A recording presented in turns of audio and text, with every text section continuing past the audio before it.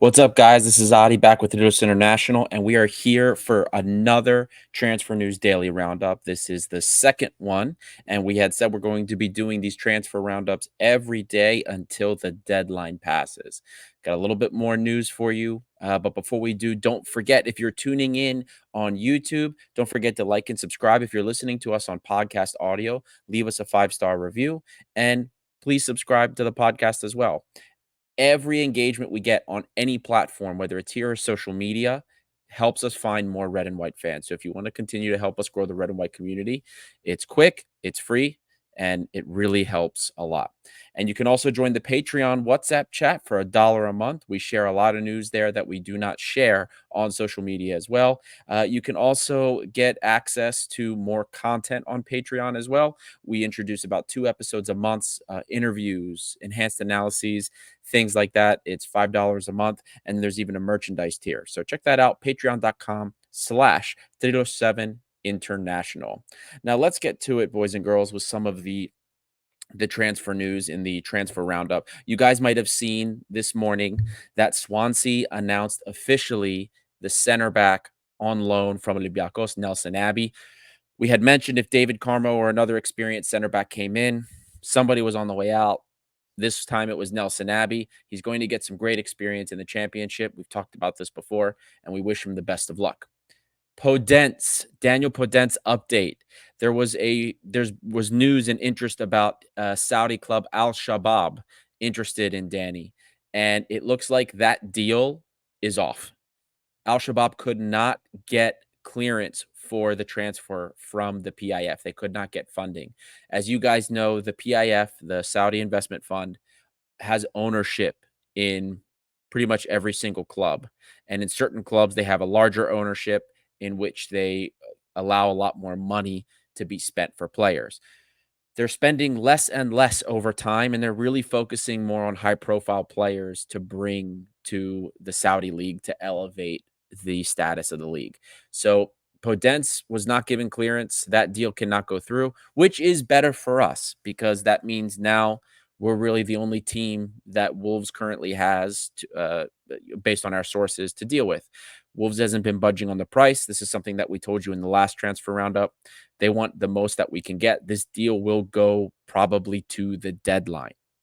And you also heard about the salary wants of Podence as well, 3 million, which is going to be difficult for the club.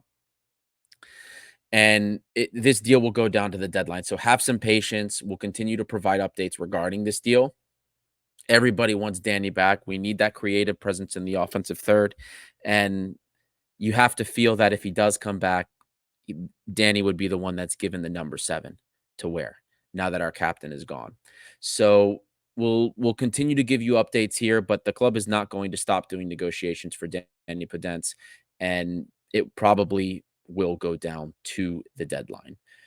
Up next, Willian has been offered to us. Willian is a Brazilian midfielder, attacking oriented. He's a free agent.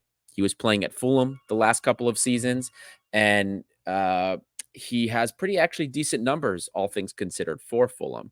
Willian has 30 he had actually 30 appearances this past season for Fulham, which is a lot for a player that just turned 36.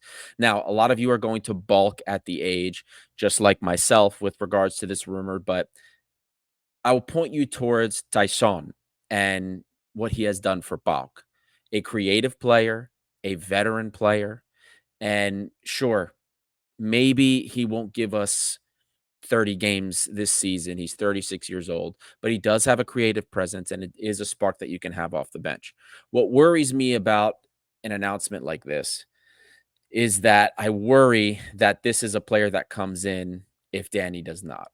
I wouldn't necessarily mind Willian coming in to bolster our attack if we also bring Danny, but if this is a player that we are going to bring in to replace what we cannot bring if Danny doesn't come, then that's when I worry.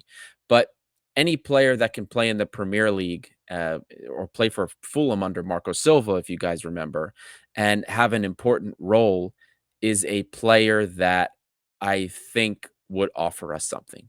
Again, I will point you once again over to the impact that Tyson has had for Bach. And there were a lot of questions regarding his age and what kind of impact he would have for them. Willian is a very good player, and I will say this again, for me, my opinion, if he were to come alongside a Daniel Podence, I would I would be happy with that transfer. But if we're bringing Willian in the hopes that he can provide what we could not get in because we could not secure the services of Daniel Podence, in that situation, I'd probably be a little bit more worried. Moving on to David Carmo. Yesterday, we were so happy about the news that David Carmo is coming to Olympiacos. It sounds like Olympiacos has the intention of bringing in Carmo sooner rather than later. They want him here, and reports in Greek media said that we want him here for the Califea game versus Porto initially had said they did not want the player. They did not want to release the player and have the deal done until after the game against Rio Ave. So we are pushing it. Olympiacos is pushing to have this done much sooner. It sounds like, according to Abola in Portugal, it sounds like there is a meeting between Olympiacos and Porto today, Friday, to discuss the player and see if they can get a deal done sooner. But I do not necessarily believe that this is going to put a hamper on things. I'm hoping and I'm confident that this deal can get done sooner rather than later. And then the final bit of news is regarding a potential player sale. This is Santiago Hezze. We talked yesterday about interest from Newcastle. Now there are rumors about a bid coming from Newcastle in the amount of 25 million. At 25 million, we probably sell Santiago Hezze. And we had talked yesterday about the fact that if we are going to pay a record fee for David Carmo and 10 million for Danny Podence, there's no way we can satisfy FFP requirements without making a sale. Well, guess what? I'll reiterate what I said yesterday. A sale of this size makes those deals make sense, financially speaking, FFP wise. 25 million for a defensive midfielder and not an offensive midfielder, you do not say no to that. The Olympiacos does not say no to 25 million for a defensive midfielder. As much as we all like to say 30 million or bust, 30 million this, we will not say no to 25 million. And then don't forget, everybody, we also have their sell-on fee that has been retained by Huracan. When we purchased Santiago, we only purchased a lion's share of his rights, we'll say. If I remember correctly, Huracan still retained about 15% of the player's rights. So they will still get a portion of that sell-on fee if he gets sold. My preference would be for Danny to stay one more season, just like Costa said in the roundup yesterday with Olympiacos. But, ladies and gentlemen, the fact of the matter is 25 million for a defensive midfielder, no matter how important he is to us, the deal, we sell the player. And then the biggest problem for us with about a week left in the deadline, a week left in the window, maybe a little bit more, how do we replace the presence of Santiago Hezze?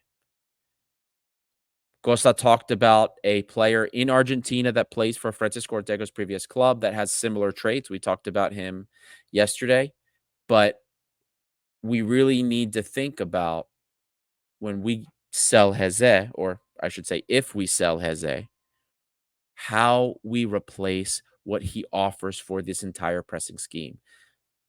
I won't go too much into tactics with you, but we've talked about how the pressing scheme under Mendilibar works. It's very advanced, it's very structured, it's very rigid.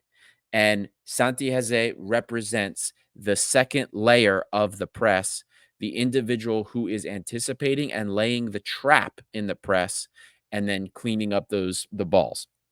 Santi Hezze has the highest number of interceptions per 90 minutes for us this past season.